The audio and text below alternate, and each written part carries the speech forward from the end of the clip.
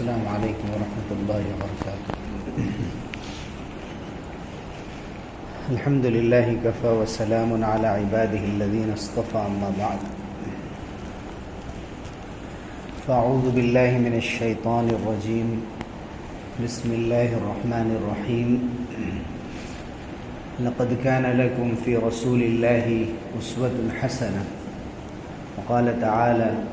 وأولو الأرحام بعضهم أولى ببعض في كتاب الله من المؤمنين والمهاجرين إلا أن تفعلوا إلى أوليائكم معروفا كان ذلك في الكتاب مسطورا۔ حضرات،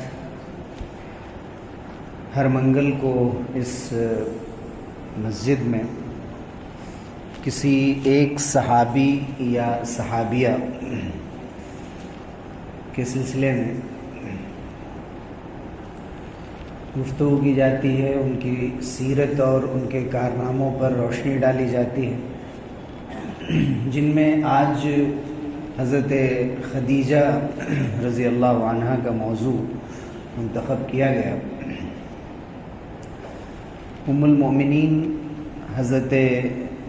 خدیجہ رضی اللہ عنہا سب سے پہلے اسلام قبول کرنے والی خاتون ہیں، اور نہ صرف یہ کہ وہ عورتوں میں سب سے پہلے اسلام لانے والی ہیں، بلکہ مردوں، عورتوں، بچوں اور غلاموں میں سب سے پہلے، چونکہ حضور اکرم صلی اللہ علیہ وسلم پر جب وحی نازل ہوئی تو آپ صلی اللہ علیہ وسلم جب گھر تشریف لائے تھے اور آپ کے لیے ایک بالکل نیا تجربہ تھا، تو آپ نے فرمایا فخشیت علی نفسی، تو مجھے گھبراہٹ ہوئی، اپنے اوپر ڈر ہوا کہ یہ عجیب و غریب واقعہ میرے ساتھ پیش آ گیا۔ تو سب سے پہلے حضرت خدیجہ رضی اللہ عنہ کے پاس ہی حضور صلی اللہ علیہ وسلم آئے تھے اور آپ نے فرمایا تھا زملونی زملونی، مجھے چادر اڑاؤ، مجھے چادر اڑاؤ، سخت گھبراہٹ اور پریشانی کے عالم میں۔ تو اس وقت حضرت خدیجہ رضی اللہ عنہ نے سب سے پہلے حضور اکرم صلی اللہ علیہ وسلم پر ایمان لایا۔ تو یہ سب سے پہلا جو اسلامی گھرانہ ہے اور وہ اسلامی خاندان کی جو شروعات ہوئی وہ خود حضور اکرم صلی اللہ علیہ وسلم اور حضرت خدیجہ کے ذریعے سے ہوئی۔ حضرت خدیجہ کے والد کا نام خویلد بن اسد تھا۔ خویلد بن اسد بھی بہت بڑے بزنس مین تھے، تاجر تھے، اور قریش جو مشہور قبیلہ تھا اس میں ان کا بڑا نام تھا۔ حضرت خدیجہ کی جو والدہ تھیں وہ فاطمہ بنت زائدہ ان کا نام تھا۔ والد کا نام خویلد بن اسد تھا اور والدہ کا نام فاطمہ بنت زائدہ تھا۔ حضور اکرم صلی اللہ علیہ وسلم کا جو نسب نامہ ہے، شجرہ ہے آپ کا، اس میں ایک نام آتا ہے قصی ابن کلاب، یعنی وہ حضور اکرم صلی اللہ علیہ وسلم کے 5ویں نمبر کے جد امجد، آپ کے 5ویں نمبر کے دادا محترم ہیں۔ وہاں جا کر حضرت خدیجہ اور حضور صلی اللہ علیہ وسلم کا خاندان ایک ہو جاتا ہے، مل جاتا ہے۔ تو خاندانی اعتبار سے بھی سب سے قریبی حضور اکرم صلی اللہ علیہ وسلم کی تمام ازواج میں، تمام امہات المومنین میں سب سے قریبی نسب بھی حضرت خدیجہ رضی اللہ عنہ کا تھا۔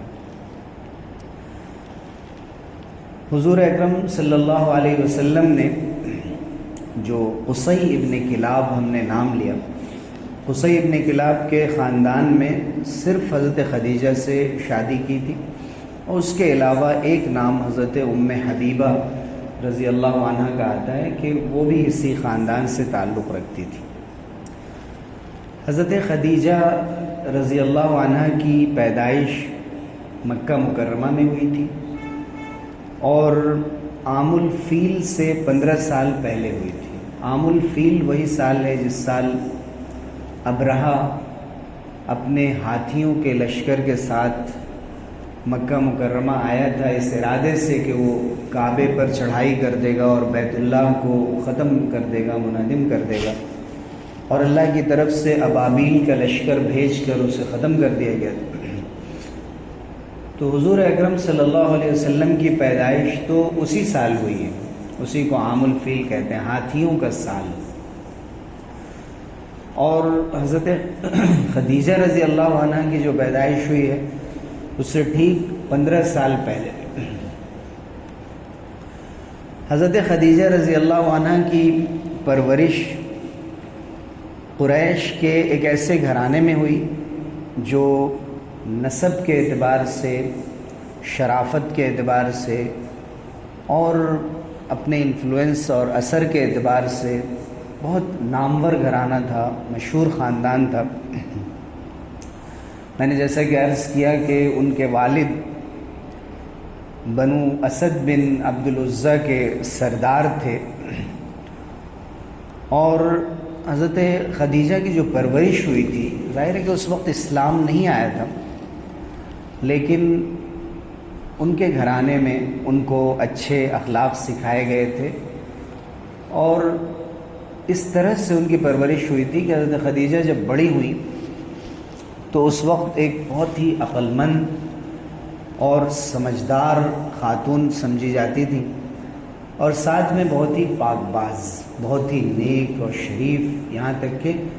جاہلیت کے زمانے میں جب اسلام نہیں آیا تھا اس وقت بھی ان کو طاہرہ کا لقب دیا گیا تھا، ٹائٹل دیا گیا تھا،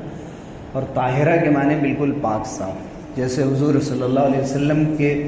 سچ بولنے کی وجہ سے اور امانت کا خیال کرنے کی وجہ سے آپ کو امین اور صادق کہا جاتا تھا، اس لیے کہ جاہلیت کے زمانے میں، اور جاہلیت سے مراد وہ زمانہ ہے جو اسلام سے پہلے کا، جاہلیت کا لفظ بتاتا ہے کہ علم نہیں ہے، جہالت، لیکن صرف جاہلیت کا یہ مطلب نہیں ہے۔ جاہلیت کے زمانے میں علم تھا، بہت سی چیزوں کا علم تھا، جیسے شاعری کا علم تھا، وہ نسب کے بارے میں جانتے تھے، ہسٹری جانتے تھے، وہ اپنے گھرانے کی تاریخ تو جانتے ہی تھے، اس کے علاوہ اپنے اونٹوں کا بھی نسب یاد رہتا تھا، ان کو اپنے گھوڑوں کا نسب یاد رہتا تھا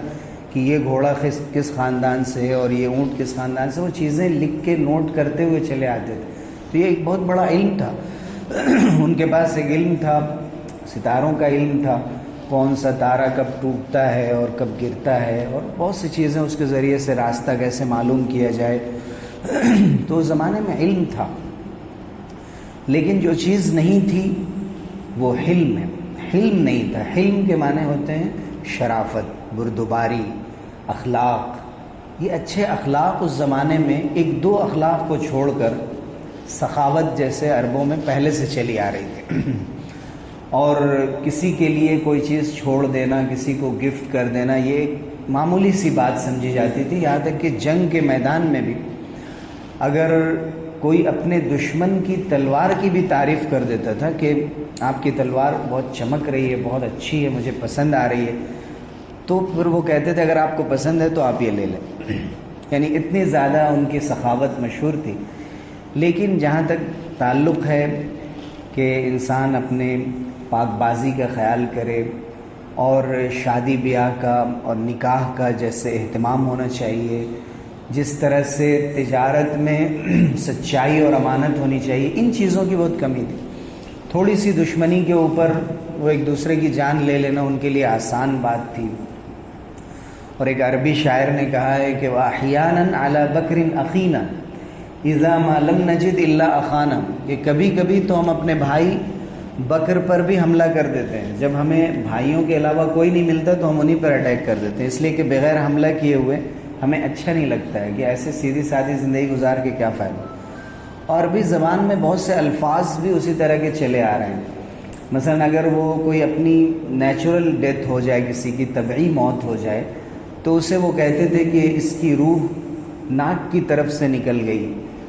اور اس کے لیے خاص لفظ استعمال کیا جاتا تھا۔ لیکن اگر کوئی شہید ہو جائے ان کے اعتبار سے، جنگ کے میدان میں مارا جائے، تو کہتے تھے اس کی روح جو ہے اس زخم سے نکلی ہے جو زخم اس کو لگا اور اس کے نتیجے میں اس کی موت ہوئی۔ تو وہ سمجھتے تھے کہ اصل موت تو وہ ہے جو جنگ کے میدان میں، باقی تو ایسے ہی پڑے ہوئے چلے گئے دنیا سے، اس کی کوئی اہمیت نہیں۔ تو یہ عجیب و غریب تصورات ان میں تھے، قبیلوں کے جھگڑے، اور اس ماحول میں کسی کی عزت کا لحاظ نہیں، بلکہ بہت سی عورتیں تو ایسی تھیں کہ جو اپنے گھر کے اوپر بورڈ لگا کر رکھتی تھی کہ آپ ان کو دعوت دیتی تھی کہ آپ آئیں اور ان کی عزت کا خیال کیے بغیر اپنی خواہش پوری کریں، اور عزت کا بیچ دینا اور ایک ایک عورت کا کئی کئی مردوں سے شادی کر لینا، یہ سب عام باتیں ہیں۔ اسی طرح سے شراب پینا، اور وہ بھی مزے مزے کا طریقہ اختیار کرتے تھے کہ کسی کی جان لے لینا، اور جان لے کر پھر اس کا مسئلہ بنانا، اس کی ناک اور اس کے کان کاٹ کر اس کو چبانا، اور پھر اس پر بیٹھ کر شراب پینا، آخری ذلت سے دوچار کرنا کسی دوسرے انسان کو یا اپنے دشمن کو۔ تو ان چیزوں میں وہ آخری درجے پہ چلے گئے تھے۔ غور کریں، میں نے یہ باتیں اس لیے ذکر کی کہ اس ماحول میں اگر کسی کی تعریف ہو رہی تھی تو وہ بہت بڑا انسان تھا، کہ حضور اکرم صلی اللہ علیہ وسلم کی تعریف اس ماحول میں ہو رہی تھی کہ آپ صادق ہیں اور امین، آپ سچے ہیں اور امانت دار ہیں، اور اگر کسی کے پاس امانت رکھنی ہے، اپنے پیسے رکھنے ہیں، اپنی جائیداد کی حفاظت کرنی ہے تو ان کے پاس رہ جائیں۔ اسی ماحول میں حضرت خدیجہ کی یہ تعریف ہو رہی ہے کہ یہ طاہرہ ہیں، بہت پاک باز ہیں، اور ان کی عزت کی انہوں نے ہمیشہ حفاظت کی ہے۔ حضرت خدیجہ رضی اللہ عنہ کے اخلاق کے لیے اور اس بات کے لیے کہ حضور اکرم صلی اللہ علیہ وسلم کے لیے اللہ تعالیٰ کو جس عورت کو آپ کی پہلی بیوی کے طور پہ منتخب کرنا تھا، تو ظاہر ہے کہ پھر اللہ تعالیٰ نے ان کو اسی طرح پہلے سے تیار کیا تھا، جبکہ اس وقت اسلام آیا بھی نہیں تھا۔ حضرت خدیجہ رضی اللہ عنہ رسول اللہ صلی اللہ علیہ وسلم سے ملنے سے پہلے بھی ایک شریف خاتون کہلاتی تھی، اور ان کے دامن پہ کسی قسم کا داغ، یا تو جیسے کہ بت پرستی ہوتی ہے، شراب پینا، اس قسم کی جو بھی چیزیں ہیں، کوئی برائی ان کی زندگی میں کہیں کوئی ریکارڈ ایسا نہیں ملتا ہے، نہ ان کے دوستوں کی طرف سے نہ دشمنوں کی طرف سے۔ بلکہ ان کا نام اس لیے بہت لیا جاتا تھا اور بہت مشہور تھا کہ یہ تو خویلد کی بیٹی ہیں، جو خویلد ایک بڑے مرچنٹ، ایک بڑے تاجر، اور یہ بیٹی بھی ان کی بڑی ماہر ہیں، ان کو بھی کاروبار کا بڑا سلیقہ تھا۔ تو حضرت خدیجہ رضی اللہ عنہ پہلے سے ایک کاروباری خاتون تھی، اور یہ مشہور تھا کہ خدیجہ جس چیز میں بھی ہاتھ رکھتی ہیں تو ضرور فائدہ ہوتا ہے، اور وہ کاروبار بہت ترقی کرتا ہے۔ حضرت خدیجہ کی عادت تھی کہ ظاہر ہے کہ بڑے دور دراز کے سفر، اور خاص طور سے مڈل ایسٹ میں جو آج سیریا کہلاتا ہے، فلسطین اور لبنان اور اردن، جارڈن، یہ پورا علاقہ بلاد الشام کہلاتا تھا۔ تو شام کے علاقے کا سفر اکثر وہ کرنے کے لیے بعض مردوں کے ساتھ معاملات کرتی تھی، اور یمن کے طرف بھی قافلے جاتے تھے۔ تو مکہ مکرمہ ایک ایسی جگہ تھی، ایک ایسا شہر تھا جہاں حضرت ابراہیم علیہ السلام کی دعا تھی کہ اللہ یہاں کے لوگوں کو آپ رزق عطا کیجئے اور طرح طرح کے پھل عطا کیجئے۔ تو یہاں کی تجارت کے جو قافلے نکلتے تھے وہ شام کو بھی جاتے تھے، یمن کو بھی جاتے تھے، مختلف موسم میں مختلف جگہوں پر جاتے تھے۔ تو حضرت خدیجہ ان لوگوں میں تھی جو مختلف مرد حضرات کو سفر پہ بھیجتی تھی، اور اس کے لیے وہ دو طریقے تھے ان کے پاس۔ کاروبار کا ایک طریقہ تو یہ تھا کہ آپ میرا مال لے کر جائیں اور وہاں جا کر آپ بزنس کریں، میرا مال لے جا کر وہاں بیچیں، وہاں سے آپ مال لے کر خرید کر آئیں، یہاں لا کر بیچیں۔ یہاں کے بڑے بڑے بازار تھے، عکاظ کا بازار مشہور تھا، ذوالمجنہ کا بازار تھا، بہت سے بازار تھے۔ وہاں شاعری بھی ہوتی تھی، مشاعرے ہوتے تھے اور محفلیں ہوتی تھیں، اور اس کے ساتھ یہ کاروبار بھی ہوتا تھا۔ حج کے موسم میں خاص طور سے کاروبار بہت بڑا ہوتا تھا۔ تو اس وقت حضرت خدیجہ رضی اللہ عنہ ایک تو اس طرح بھیجتی تھی کہ آپ آئیں، آپ نے 1 مہینے کام کیا، محنت کی، آپ کا یہ محنتانہ ہوا، جو بھی محنتانہ جو اجرت ہوئی وہ ان کو دیتی تھی، ایک طرح سے ان کی سیلری ہوتی تھی۔ اور دوسرا طریقہ یہ تھا کہ مزاربت کرتی تھی۔ مزاربت ایک خاص قسم کی ڈیلنگ ہوتی ہے عربی زبان میں، یا شریعت میں مزاربت کہتے ہیں کہ ایک آدمی اپنا مال لگائے لیکن اس کے پاس اتنا وقت نہیں ہے کہ وہ انویسٹ بھی کرے اور خود بھی انوالو ہو، جا کر مارکیٹ میں کام بھی کرے، تو وہ کسی کو جس کے پاس مال نہیں ہے لیکن اس کو پیسوں کی ضرورت ہے، تو ایسے شخص کو وہ اپنا مال دیتا ہے کہ آپ جائیں تجارت کریں، جسے سلیپنگ پارٹنرشپ کہتے ہیں، کہ آپ جا کر کام کریں اور جو بھی پروفٹ آئے گا ہم لوگ 50-50 لے لیں گے یا جتنا بھی طے ہو 40-60 کے اعتبار سے۔ تو حضرت خدیجہ مزاربت بھی کیا کرتی تھی، یعنی یہ طریقہ بھی اختیار کرتی تھی پارٹنرشپ کا، اور یہ بعد میں بھی اسلام میں بھی رائج ہوا، اس کے طریقے بتائے گئے۔ تو حضور اکرم صلی اللہ علیہ وسلم انہی دنوں مشہور ہوئے، لوگوں کے ذریعے حضرت خدیجہ نے حضور اکرم صلی اللہ علیہ وسلم کا تذکرہ سنا کہ محمد بن عبداللہ کے اخلاق بہت اچھے ہیں، وہ بہت سچے ہیں، امانت دار ہیں، اور اس طرح کی صفات اور خوبیاں جاہلیت کے زمانے میں بہت کم لوگوں میں ہیں۔ تو حضرت خدیجہ نے حضور اکرم صلی اللہ علیہ وسلم کو یاد کیا اور آپ سے یہ عرض کیا کہ آپ میرا مال لے کر شام کی سرزمین پر جائیں، اور جو میں دوسرے تاجروں کو اور دوسرے لوگوں کو میں دیتی ہوں اس کے مقابلے میں آپ کے لیے میں بہت زیادہ اجرت طے کروں گی۔ تو حضور اکرم صلی اللہ علیہ وسلم نے اسے قبول کیا اور حضرت خدیجہ کا مال لے کر اپنے خود حضرت خدیجہ کے ہی غلام تھے جن کا نام میسرہ تھا، ان کے ساتھ، یعنی حضرت خدیجہ نے حضور اکرم صلی اللہ علیہ وسلم سے معاملہ کیا کہ آپ میرا مال لے کر شام جائیں گے، اور ساتھ میں اپنے ایک غلام کو بھی بھیجا جس کا نام میسرہ تھا کہ آپ مال لے کر وہاں جائیں۔ حضور اکرم صلی اللہ علیہ وسلم جب شام پہنچے تو اتنا لمبا سفر کر کے آپ وہاں جب پہنچے تو ایک خاص درخت تھا، اس درخت کے نیچے آپ نے تھوڑی دیر آرام فرمایا، اور اس وقت جہاں آپ نے آرام فرمایا وہیں قریب میں ایک کسی یہودی یا کسی عیسائی پادری کی ایک جگہ تھی، اس کی ایک کٹیا تھی جہاں وہ عبادت کرتے تھے۔ تو انہوں نے یہ دیکھ کر کہا کہ اس درخت کے نیچے ما نزل تحت هذه الشجرة الا نبی، یعنی اس درخت کے نیچے آج تک نبی کے علاوہ کسی نے آرام نہیں کیا۔ تو یہ معلوم ہوتا ہے کہ یہ نبی ہے، اور ظاہر ہے کہ حضور صلی اللہ علیہ وسلم اس وقت نبی نہیں بنے تھے، آپ صلی اللہ علیہ وسلم کی عمر اس وقت 24-25 سال ہوگی۔ حضور اکرم صلی اللہ علیہ وسلم نے بہرحال تجارت فرمائی، اور اس سے پہلے بھی اپنے چچا حضرت ابو طالب کے ساتھ حضور اکرم صلی اللہ علیہ وسلم تجارت دیکھنے کے لیے آپ شام کی سرزمین پر جا چکے تھے۔ آپ نے کاروبار کیا، پھر حضرت خدیجہ کے پاس آئے، اور جتنا عام طور سے فائدہ ہوتا تھا اس کا ڈبل فائدہ ہوا۔ تو حضرت خدیجہ رضی اللہ عنہ کو اس سے بہت خوشی ہوئی، اور حضرت میسرہ نے جو غلام تھے حضرت خدیجہ کے اور ساتھ میں گئے تھے، انہوں نے بھی بتایا کہ سفر میں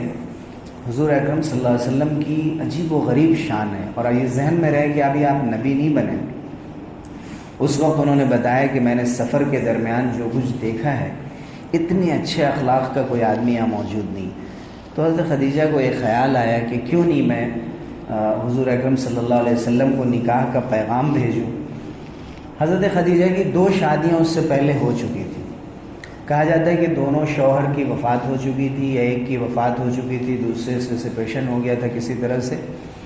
تو حضور اکرم صلی اللہ علیہ وسلم کی سے جو شادی کرنی تھی حضرت خدیجہ کو، ان کی تیسری شادی تھی، اور بعض حضرات کہتے ہیں کہ ان کے ایک کزن تھے جو چاہتے تھے کہ شادی کریں حضرت خدیجہ سے، لیکن حضرت خدیجہ نے خود فیصلہ فرمایا کہ میں حضور اکرم صلی اللہ علیہ وسلم محمد بن عبداللہ سے شادی کروں گی۔ اس وقت حضور صلی اللہ علیہ وسلم کی عمر 25 سال تھی اور حضرت خدیجہ کی 40 سال تھی، یعنی حضرت خدیجہ کی 15 سال عمر زیادہ تھی، اور وہ صاحب اولاد بھی تھی، اس سے پہلے بھی ان کی 2 شوہر سے اولاد ہو چکی تھی۔ یہاں پر یہ دیکھنے کی بات ہے کہ حضور اکرم صلی اللہ علیہ وسلم نے 11 نکاح کیے ہیں، اور ہر نکاح کے پیچھے کوئی نہ کوئی مقصد ہے۔ اسلام کی دعوت اور تبلیغ اور جو نشر و اشاعت ہے، آپ کا جو مشن تھا اس کو پھیلانے میں اس سے بڑی مدد ملنے والی تھی، اور اللہ تعالیٰ کے اشارے سے آپ نے عمل کیا تھا۔ یہ ایک مستقل موضوع ہے۔ جو لوگ یہ اعتراض کرتے ہیں کہ حضور اکرم صلی اللہ علیہ وسلم نے خدا نخواستہ جو بات مشہور کر دی جاتی ہے، اور اتنا بڑا الزام حضور اکرم صلی اللہ علیہ وسلم کا کہ صرف مقصد یہ تھا کہ اپنی خواہشات پوری کریں، تو سب سے بڑا سوال یہی کہ انسان جب پہلی شادی کرتا ہے تو اپنے سے کم عمر کسی دوشیزہ سے، کسی لڑکی سے شادی کرتا ہے، لیکن حضور اکرم صلی اللہ علیہ وسلم نے اپنی عمر سے 15 سال بڑی خاتون سے شادی کی، اور اس کے ساتھ ساتھ حضرت خدیجہ کے رہتے ہوئے آپ نے کبھی کسی اور سے شادی نہیں کی۔ آپ کی وفات کے بعد پھر جتنے بھی آپ کے نکاح ہوئے ہیں آپ کے وفات کے بعد، اور حضرت خدیجہ کے علاوہ کسی سے آپ کی اولاد بھی نہیں ہوئی، صرف حضرت ماریہ ایک تھی جو باضابطہ حضور صلی اللہ علیہ وسلم کے حرم میں آپ کے نکاح میں نہیں تھی بلکہ آپ کی باندی کے طور پہ تھی، ان سے حضرت ایک ابراہیم پیدا ہوئے تھے۔ اس کے علاوہ حضور اکرم صلی اللہ علیہ وسلم کی چاروں صاحبزادیاں، تینوں بیٹے حضرت ابراہیم کے علاوہ، یہ حضرت ابراہیم کے علاوہ جو 2 بیٹے تھے، یہ سب کے سب حضرت خدیجہ رضی اللہ عنہا کے بطن سے ہی پیدا ہوئے تھے۔ اور اس وقت حضرت خدیجہ رضی اللہ عنہا، اب یہاں پھر دیکھیں آپ کہ ایک ایسے معاشرے میں جہاں لوگ ایک سے زیادہ شادی کرتے تھے اور یہ عام بات تھی، لیکن حضرت خدیجہ کی کتنی بڑی خصوصیت تھی کہ ان کے رہتے ہوئے حضور اکرم صلی اللہ علیہ وسلم نے کسی اور سے شادی نہیں کی، آپ کے بعد آپ کا نکاح کسی اور سے ہوا۔ اسلام کے بارے میں شروع میں بتا چکا ہوں کہ حضرت خدیجہ رضی اللہ عنہا نے بالکل شروع میں ہی اسلام قبول کر لیا تھا، اور اپنے چچا زاد بھائی کے پاس حضور صلی اللہ علیہ وسلم کو لے کر گئی تھی، ورقہ بن نوفل کے پاس جو عیسائی ہو گئے تھے، اور وہ انجیل کو عبرانی زبان میں لکھتے تھے، نابینا ہو چکے تھے۔ جب حضور اکرم صلی اللہ علیہ وسلم کو حضرت خدیجہ اپنے چچا زاد بھائی ورقہ بن نوفل کے پاس لے کر گئیں، بخاری کے بالکل شروع میں یہ روایت ہے، تو حضرت ورقہ نے فرمایا کہ جو کچھ آپ بتا رہے ہیں اس سے معلوم ہو رہا ہے کہ آپ کے پاس کوئی فرشتہ آیا تھا، اور یہ فرشتہ تو موسیٰ کے پاس آیا تھا، کاش کہ میں جوان ہوتا، میں آپ کا ساتھ دے پاتا، کاش کہ جب آپ کی قوم آپ کو نکالے گی تو اس وقت میں زندہ ہوتا۔ تو حضور صلی اللہ علیہ وسلم نے پوچھا تھا، اب مخرجیہم، میری قوم مجھے نکالے گی مکے سے، میرے وطن سے؟ حضور صلی اللہ علیہ وسلم کو حیرت بھی ہوئی تھی، لیکن ورقہ بن نوفل نے فرمایا کہ آپ جو کچھ لے کر آنے والے ہیں، جو پیغام دینے والے ہیں انسانیت کو، جب بھی کسی شخص نے ایسا کوئی پیغام دیا ہے نبوت اور رسالت کی بنیاد پر، تو اس کے ساتھ قوم نے یہی سلوک کیا اور اس کو اس کے وطن سے نکالا گیا۔ اگر میں اس وقت کو پاؤں گا، میں زندہ رہا، تو میں آپ کی کھل کر مدد کروں گا۔ لیکن ظاہر ہے کہ جب حضور اکرم صلی اللہ علیہ وسلم پر جب وحی کا سلسلہ آگے بڑھا تو اس وقت حضرت ورقہ کا انتقال ہو چکا تھا، تو حضرت خدیجہ نے نہ صرف یہ کہ آگے بڑھ کر اسلام قبول کیا سب سے پہلے، اور حضور صلی اللہ علیہ وسلم کے ساتھ رہتے ہوئے 15 سال ہو چکے تھے،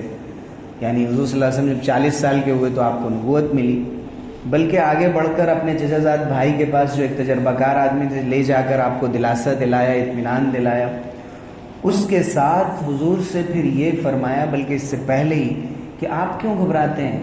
آپ کے ساتھ کچھ بھی غلط نہیں ہو سکتا ہے، آپ کی مدد اللہ تعالیٰ نہیں چھوڑ سکتا ہے کبھی، کلا لا یخزیک اللہ ابدا، اللہ تعالیٰ آپ کو بے سہارا نہیں چھوڑ سکتا ہے۔ اور حضرت خدیجہ نے اس وقت جو باتیں بتائی تھی وہ یہی تھی کہ اس لیے آپ کو اللہ تعالیٰ بے سہارا نہیں چھوڑے گا، اس لیے کہ آپ کے اندر کچھ بہت ہی اچھی صفات اور خصوصیات ہیں۔ ایک تو یہ کہ آپ رشتے کو نبھاتے ہیں، رشتہ داری کے ساتھ، رشتہ داروں کے ساتھ اچھا معاملہ کرتے ہیں، سلوک کرتے ہیں، آپ کمزوروں کی، مظلوموں کی مدد کرتے ہیں، حق کے معاملے میں باطل کے خلاف آپ کھڑے ہو جاتے ہیں، کسی کا بھی حق دلانے کے لیے آپ کھڑے ہو جاتے ہیں، آپ مہمانوں کے ساتھ اچھا سلوک کرتے ہیں، مہمان نوازی کرتے ہیں۔ تو یہ وہ جو شخص اپنا بوجھ نہیں اٹھا پاتا ہے، آپ اس کا بوجھ اٹھا دیتے ہیں۔ تو یہ وہ صفات ہیں جو انسانیت نوازی جسے کہتے ہیں، کہ لوگوں کے کام آنا، یہ وہ چیزیں ہیں جن کی وجہ سے اللہ تعالیٰ آپ کو کبھی بے سہارا نہیں چھوڑے گا۔ تو حضرت خدیجہ نے یہ ساری حضور اکرم صلی اللہ علیہ وسلم کو جو دلاسا دیا تھا اور آپ صلی اللہ علیہ وسلم کے کام آئی تھی، اس کے نتیجے میں پھر آگے دیکھیں کہ حضرت خدیجہ اتنی بڑی تاجر تھیں، پہلے اسلام لانے والی، نبی کی بیوی، سب کچھ، لیکن جب قریش نے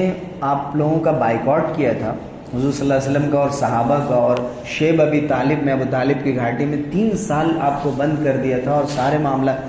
تو اس وقت حضرت خدیجہ نے یہ نہیں کہا کہ میں الگ کہیں ٹھہر جاتی ہوں، بلکہ وہ بھی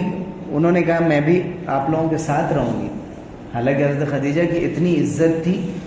بھائی ان کی وجاہت کی وجہ سے، ان کے اثر و رسوخ کی وجہ سے آسان نہیں تھا کہ قریش کے لوگ ان کو ستا دیتے آسانی سے. لیکن حضرت خدیجہ نے جب قربانی کا موقع ہے تو 3 سال دشواریوں کے ساتھ کہ جہاں بچے بلک رہے ہوتے تھے اور کھانا مشکل سے وہاں نصیب ہوتا تھا، بہت ہی دشوار گزار 3 سال کوئی معمولی مدت نہیں ہوتی ہے. آج ہم 1 سے 2 دن اگر کوئی بات ہو جائے، کسی قسم کی تنگی ہو جائے اور صرف افواہ بھی ہو تو کس طرح ہم فوراً غلے جمع کرنے لگتے ہیں اور فکر مند ہو جاتے ہیں. وہاں دانے دانے کو، پانی کے قطرے کو لوگ ترسنے لگے تھے، اور حضور اکرم صلی اللہ علیہ وسلم حضرت خدیجہ وہیں موجود تھی. تو ایک سخت مرحلے پر بھی حضور اکرم صلی اللہ علیہ وسلم کا انہوں نے ساتھ دیا تھا. لیکن افسوس کہ حضرت خدیجہ رضی اللہ عنہا کا ساتھ بہت دنوں تک حضور اکرم صلی اللہ علیہ وسلم کے ساتھ نہیں رہ سکا، اور ہجرت سے پہلے ہی، ہجرت کا زمانہ آپ نے نہیں دیکھا، 9 یا 10 سال ہوئے تھے حضور اکرم صلی اللہ علیہ وسلم کو نبی بنے ہوئے، اسی وقت حضرت خدیجہ رضی اللہ عنہا کی وفات ہو گئی. تقریباً 25 سال کی رفاقت حضور صلی اللہ علیہ وسلم کے ساتھ رہی. پہلے ابو طالب کا انتقال ہوا، پھر حضرت خدیجہ کا انتقال ہوا. تو حضور صلی اللہ علیہ وسلم کی زندگی میں جو 2 بڑے نام تھے، آپ کے چچا ابو طالب جنہوں نے اسلام تو قبول نہیں کیا، اللہ نے ان کی قسمت میں ہدایت نہیں رکھی تھی، لیکن آپ کا ساتھ دیا، اور حضرت خدیجہ رضی اللہ عنہ، دونوں ایک ہی ساتھ، دونوں کی وفات ہوئی ایک ہی سال کے اندر. اس کو عام الحزن کہتے ہیں، غموں کا سال. حضرت خدیجہ رضی اللہ عنہ کی جو ان کا مقام و مرتبہ ہے، اس سلسلے میں حضور صلی اللہ علیہ وسلم نے بڑی تعریف فرمائی ہے. جنت کی خواتین میں جن اہم لوگوں کا تذکرہ فرمایا، ان میں حضرت آسیہ ہیں، فرعون کی بیوی، مریم حضرت عیسیٰ علیہ السلام کی والدہ، اور حضرت فاطمہ کا ذکر جہاں آپ نے فرمایا وہاں حضرت خدیجہ رضی اللہ عنہ کا بھی ذکر فرمایا.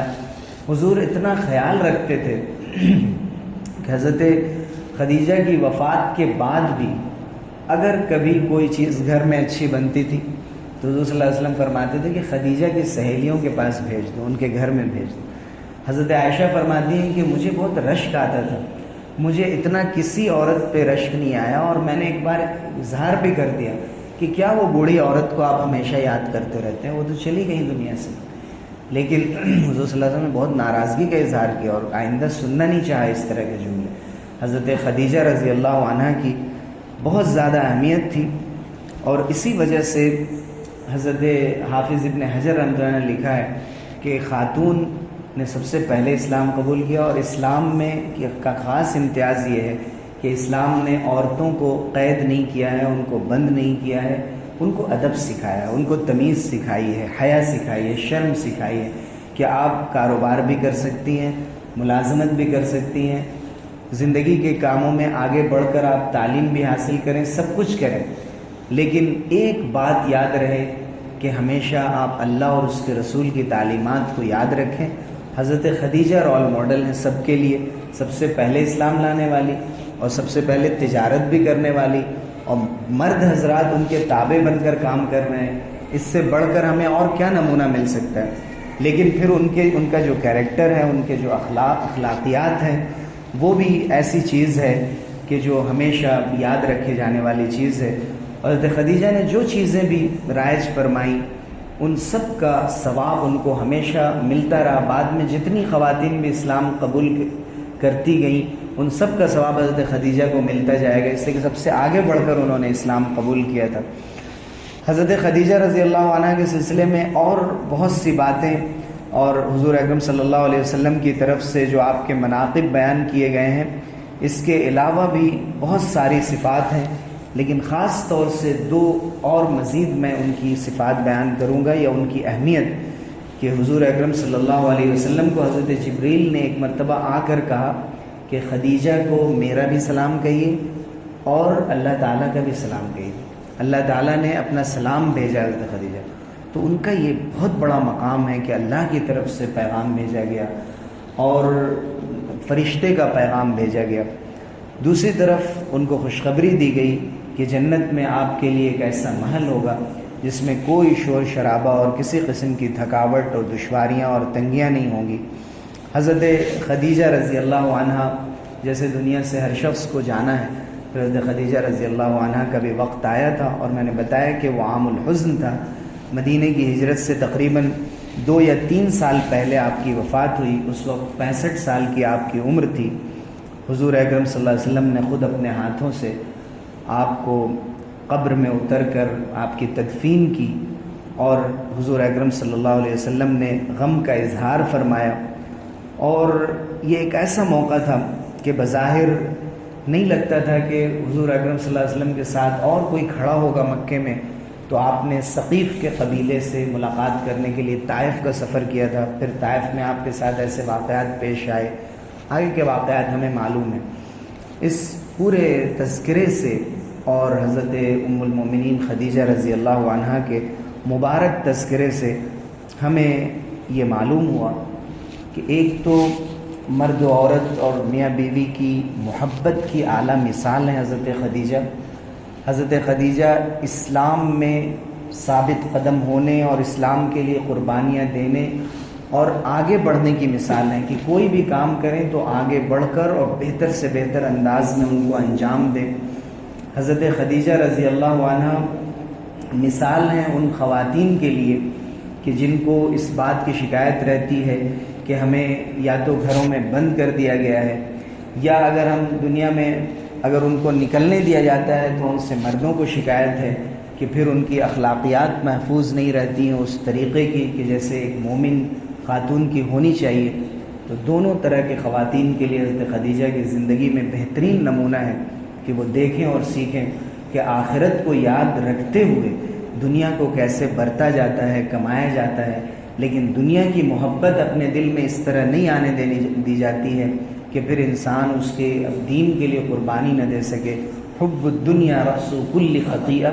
کہ ہر غلطی کی اور گناہ کی بنیاد دنیا کی محبت ہے۔ دنیا کمانا، دنیا کو برتنا، دنیا میں آگے بڑھنا، ان میں سے کوئی بات غلط نہیں ہے، لیکن دنیا کی محبت اپنے دل کے اندر اس طرح بسا لینا کہ پھر انسان اس کے لیے آخرت کو، اسلام کو، اپنی تعلیمات کو، اپنے حجاب کو، جو بھی اپنی ترجیحات ہیں زندگی میں ان کو قربان کر دے، ان کو پیچھے چھوڑ دے، اس کی اجازت نہیں دی گئی۔ تو حضرت خدیجہ رضی اللہ عنہ کا مبارک تذکرہ یہاں مکمل ہوا۔ اللہ تعالی ہم سب لوگوں کو اپنے گھرانے کو ایسا پاکیزہ بنانے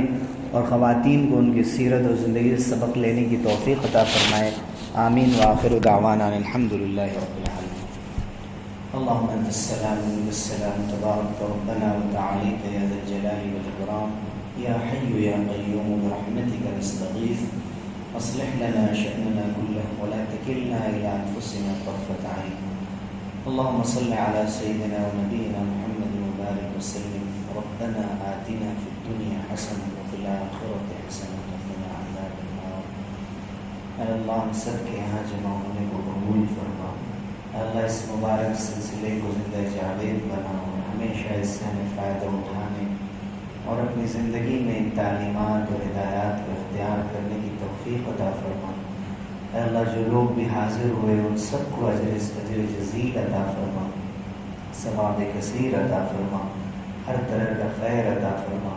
اور زیادہ سے زیادہ لوگوں کو اس سے فائدہ اٹھانے کی توفیق عطا فرما۔ اے اللہ محض اپنے فضل و کرم سے ہماری زندگی کی دشواریوں کو دور فرما، آسانیاں عطا فرما، عافیت عطا فرما،